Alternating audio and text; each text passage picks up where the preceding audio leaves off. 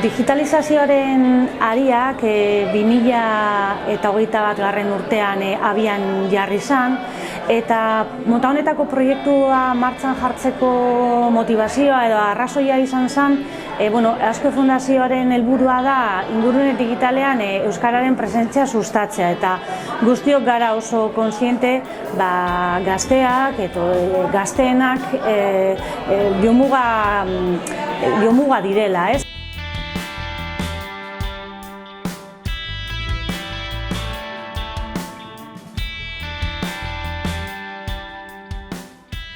Diana Frankorekin elkarlanean hasi ginen, eta erabaki genuena izan zen oso interesgarri izango litzatekeela gazteengan kontzientzia kritikoa lantzea, eta hori egin ahal izateko biderik errazena edo bide posible bat zela ikastetxeekin elkarlanean aritzea. Alde batetik, bai Diana Frankoren gidaritzapean proiektuak baditu gidalerro batzuk eta helburu zehatz batzuk, baina ikaslei askatasuna uzten zaie beraien intereseko proiektua garatzeko. Lehenengo esperientzia Bermeon egin genuen, eta egia esan oso pozik atera ginen guztiok esperientzia hartatik. Bai udaletxea, bai Bermeoko 3 ikastetxeak eta bai Azkue Fundazioa ere.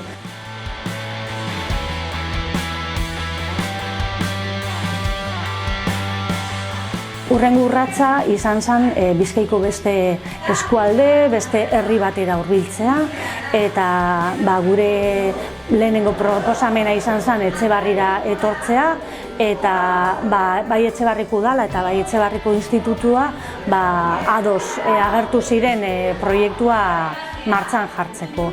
Aurtengo edizioan aldaketa txiki batzuk proposatu ditugu, batez ere ikastetxeei lana errazteko lantzeko gaiaren aukeraketan, eta bi ideia edo bi lerro nagusi planteatu ditugu. Bata da robotikaren hastapena, lizentzia askeetan oinarritutako robotikaren hastapena, eta bestetik 3D inprimazioa. Udala egia esan beti prest dago halako gauzak guregan hartzeko, ez? Baina beti topatzen dugun edo egon egian arazoa da azkenean ikastetxeek badutela euren urteroko plangintza itxita, eta orduan azkenean orduak bilatzea proiektu zuen ezartzeko zaila dela, ez? Kasu honetan egia da egiazti datorrela pixkat eginkizunaren asmoa eta nahia, eta egia da gaia zein dela ikusita ikastetxeak bera nahiko alde agertu dela eta nahiko interesa duna, ez? Orduan, justo proiektu honen ikuste ezaguarri agien bitxiena dela, gaur egun, 21. mendean gauden honetan, digitalizazioa, teknologia berriak, robotika, 3D inprimazioa eta guzti horiek gazteei hurbiltzea, eta orain jasotzen diren hitzaldi moduan, ez bakarrikan alde arriskutsuak, baizik eta ere badituela euren onurak, ez? Alde ona, zergatik dira zuentzako garrantzitsua. Orduan, horretarako, zer egingo duzue? Sartuko zarete, hartuko duzue zuen mugikorra.